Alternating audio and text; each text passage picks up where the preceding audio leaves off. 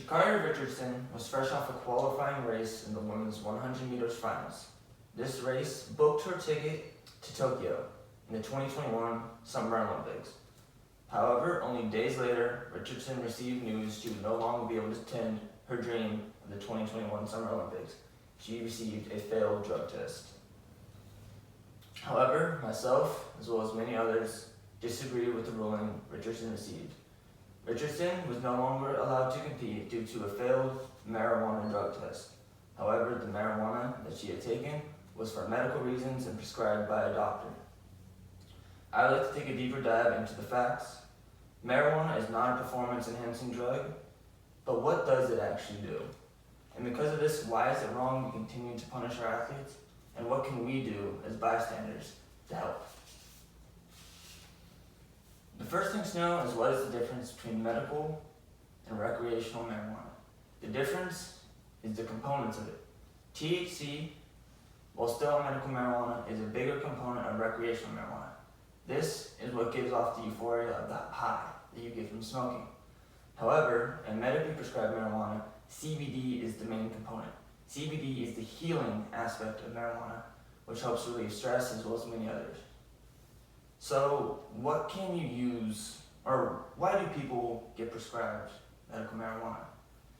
If you look here, we have a chart. It can be used for things such as anxiety, glaucoma, insomnia, depression, nausea, seizures, stress, migraines, as well as many others. So, how does it help? Like mentioned earlier, the CBD effect of marijuana is a healing aspect.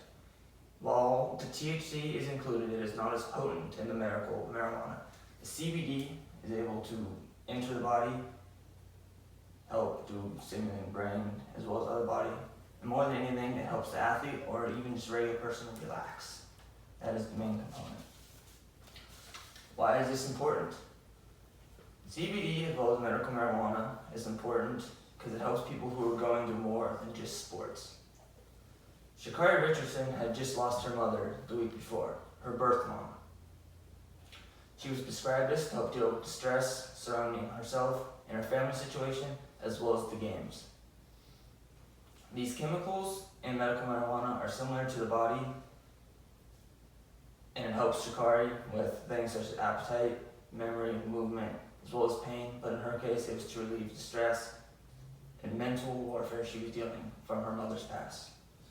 I think everyone knows the benefits of medical marijuana and the good it can do for you. So why do we continue to punish our athletes who are just trying to take care of not only their body, but their mind as well?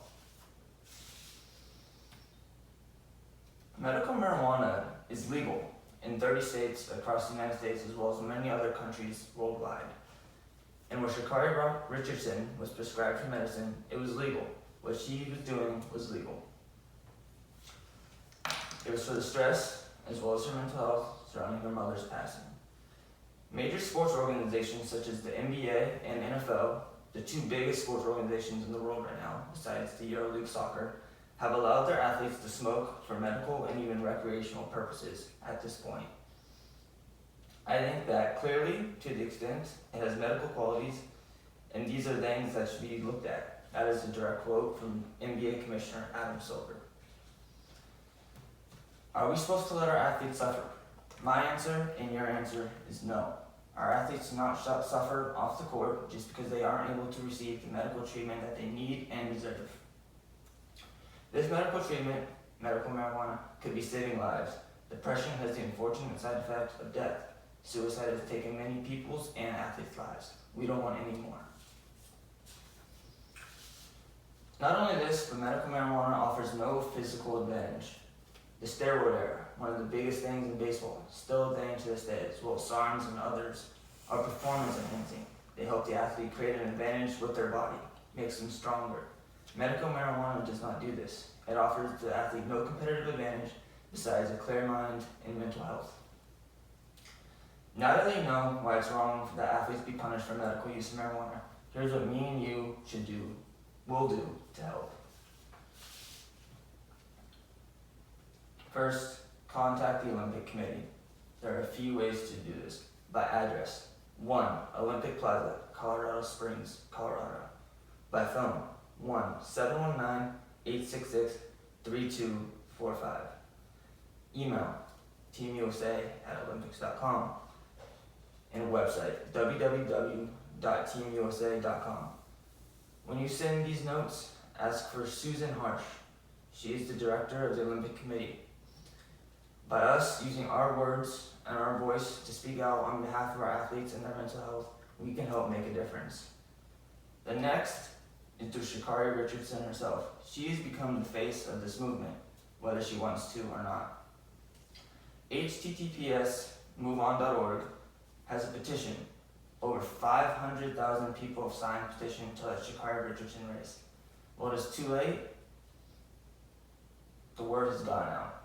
People are recognizing that it's time to put mental health in front of others. There are other petitions such as on change.org, numerous that you can vote on, let your voice be heard, and hopefully start to make a difference. The next. Sorry, there is no next. But throughout this speech, we've discussed what and why medical marijuana is not only used but necessary for not only athletes but really everyday people as well. Why it should be legalized and why it should go unpunished for athletes, and how me and you can and will make a difference. This problem may have become known from Sha'Carri Richardson for me, but while she is the poster child, she is not the only athlete dealing with mental health and stress. It's time we get these athletes the help they deserve.